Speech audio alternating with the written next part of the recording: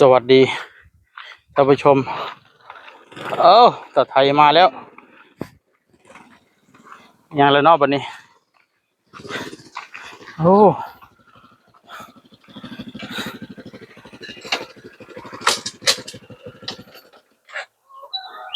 สวัสดีครับยังมาแล้วนำบัดนี้ติ๊บเขาติบเขาแบตช่องกบนี่ต้องติดมาตลอดบ่ป๋องยาป้องยายาสูบพี่น้องเอ้ยบ่แม่นไฟช่องกบเปลี่ยนใหม่แล้วบ่เศร้าแล้วบ่ตัวนั้นมันจะมันบริเวณปากของมันจะเปิดมันจะเปิดยากมันเฮียเนี่ยปองยาสูบเพิ่นเอาอัดกาแฟก่อนบ่กาแฟหรือเอ็มร้อยมีให้เลือก นี่เอ็มร้อยพายจานนี่เอาแล้วก็กินก่อนโบทันได้กินอยู่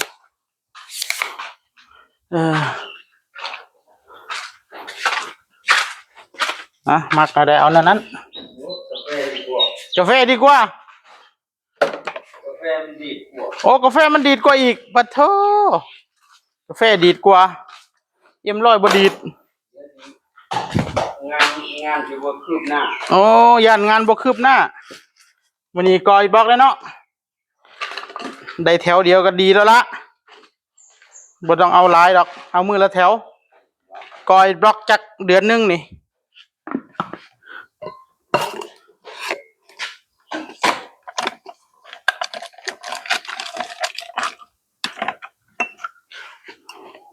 เอ็มร้อยจากพาจานยังเย็นอยู่พี่น้องเอ้ย น้ำแข็งมันยังคาอยู่มือแล้วเจ้าเลยเดือนนึงเลยนะเดือนนึงแล้ว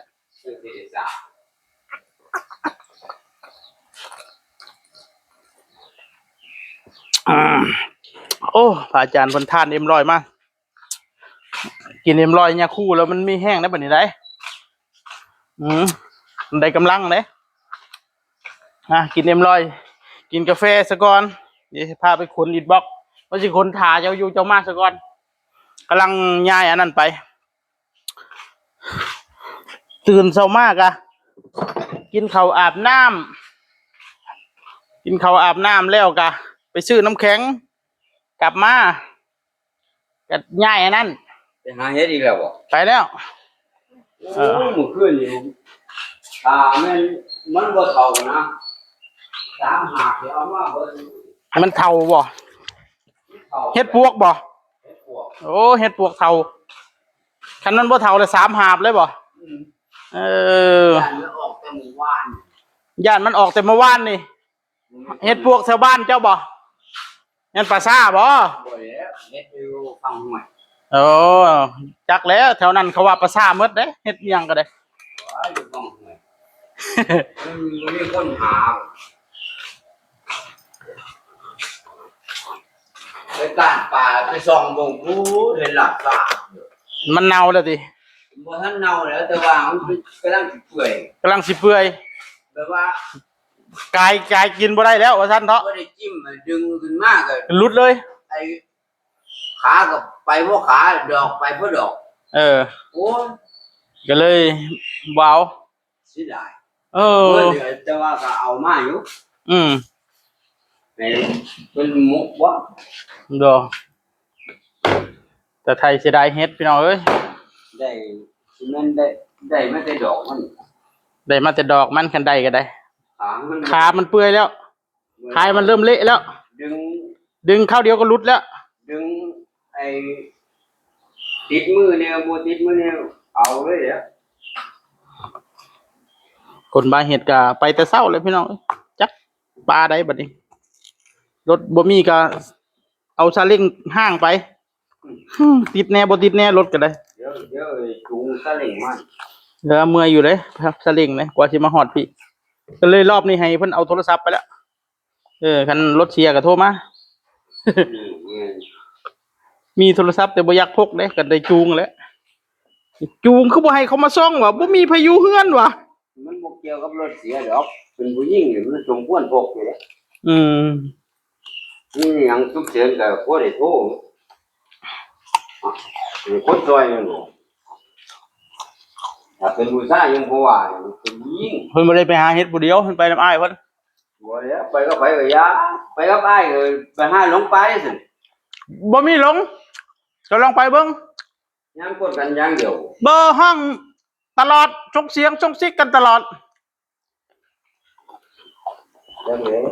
มันหา บ่ได้ไปห้างไผได้น่ะ มันหาเห็นคนมากเลยเฮ็ดเงียบเงียบไปเงียบมันมาหลงกันแล้วบัดนี้ไปหลงปลาบัดเองได้ฮอดยามมันหลงดีเด้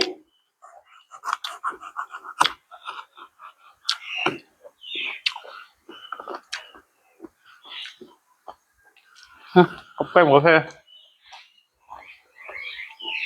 บอกมันสิปวดเอาบอกเปล่าแกมกาแฟ อืม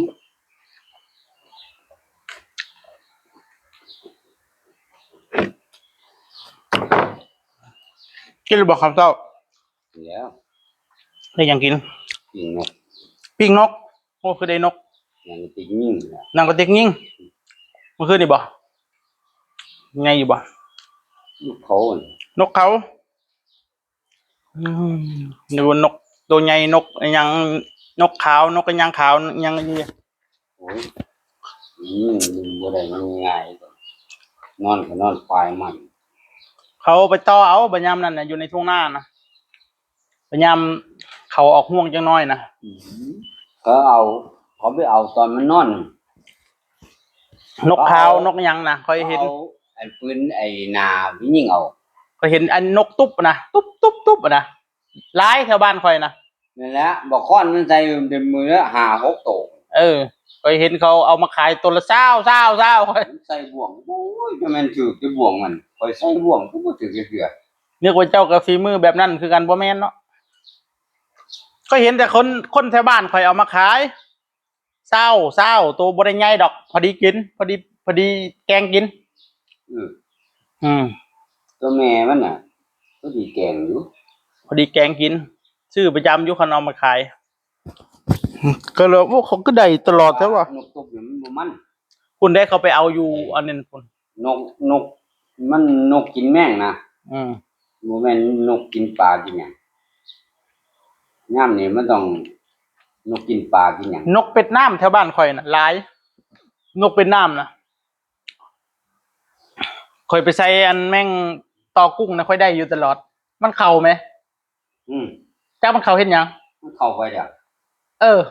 หัวก็ได้หลักตั้งหลายเทืออยู่ นกเป็ดน้ำ นกเป็ดน้ำเนี่ยนะมันเข่าหลายเทืออยู่เลย แบบนี้ว่ะโหมันหมดเข้าแล้วมั้ง จักแล้วมัน ไล่กุ้งเข้าไป มันจิบ เข้าไปนำ มันจะไปหากินกุ้งข่อยนั่นละมันเลยเข่ามาน้ำพอมันดำน้ำเข้าไปแล้วมันออกบ่ได้บัดนี้ ก็เลยได้ใบนกเป็นน้ำอยู่ประจำอยู่หลายแถวบ้านข่อยนะ มันก็โตมันใหญ่ แต่ว่าเฮาเวลาเฮาเอาเฮ็ดกินเฮ็ดหยังในเฮาทายบ่ได้มันสัตว์คุ้มครอง กินได้อยู่แต่ห้ามทายกระปอมนี่คือกันได้คุ้มครองแล้วจังหน่อยมันคุ้มครองฮอตมดแดงจังหน่อย กระปอมมันคุ้มครองโดนแล้ว โดนแล้วจังหน่อยไข่มดแดงก็คุ้มครองเลยนี่บ่ได้กินหยังเลยบัดนี้ โยอย่าว่าจังเลย จักแล้วยานมันสิสูญพันธุ์แล้วเขาคุ้มครองมดแดงบัดนี้ มันบ่แม่นดอกมันบ่มีดอกคุ้มครองหมดแดง อ้าวจังหน่อยสิ มันมีอยู่สิคุ้มครองหมดดิ ขนาดไปเก็บเห็ดยังติดคุกเนาะ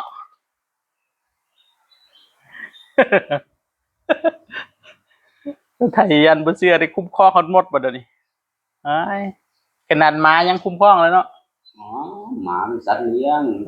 สัตว์ใหญ่เนาะอันนี้หมดผู้ใดคือคนออกความคิดไอ้คุ้มครองหมดนี่ สิเงิดลายเลยนะ เงินหลายโอ้ยโอ้มันเกิดมาได้ยังไงคน แต่ไทยว่า ผมคิดนี่ แสดงว่ามดนี่บ่มีทางสิเป็นสัตว์คุ้มครองเลยเนาะ บ่ เออ เพราะว่ามันเป็นหมดนี่ตัวน้อยๆมันบ่ แล้วก็อยู่ตามดินนั่นน่ะแล้วคุ้มครองมันยังย่านมันสูญพันธุ์บ่มันยัง ย่านอยู่ ย่านสูญพันธุ์ มันมาเอาอยู่เฮือนข่อยแน่นะว่ามันตอมเข้าข่อยหลาย มดแดงไฟ ย่านสูญพันธุ์มดแดงห้างหนึ่งแต่ว่ามดแดง นก มด นี่ แดงห้างหนึ่งมีจังแม่แต่ว่ามีจังโต อย่างเลย จงไว้ตัวหนึงไงก็ลองให้มันกัดบางทีตัวละคนบอกหุ่มห้องย่านมันไปนอนโรงพยาบาลอยู่แล้ว นกนี่เกือบทุกสายพันธุ์เลยได้เขาคุ้มครองนะเกือบทุกสายพันธุ์เนี่ยนกคุ้มครองเบิดนกเขาเดี๋ยวมันสิคุ้มครองอยู่บ่อย่าไปหาร้อยกินนกเขาได้เจ้านะเดี๋ยวกินนกเขาไทยออกกล้องนะบ่ได้เด้ไปจับเด้ แล้วอันนี้มันเขาคุ้มครองอยู่ไอ้มันสวยงามแน่ห้องอีกย่านมันสูญพันธุ์นะแกเขาเลยคุ้มครองไว้ นกเขานี่บ่ทันเลยเนาะ มันก็ กินได้อยู่เนาะ มันก็สิห่างๆแหละ ห่างๆ วะ วะ เน่าก็ขี้ข้านขามันก็สิเริ่มแพร่พันธุ์ไปเรื่อยอ่ะ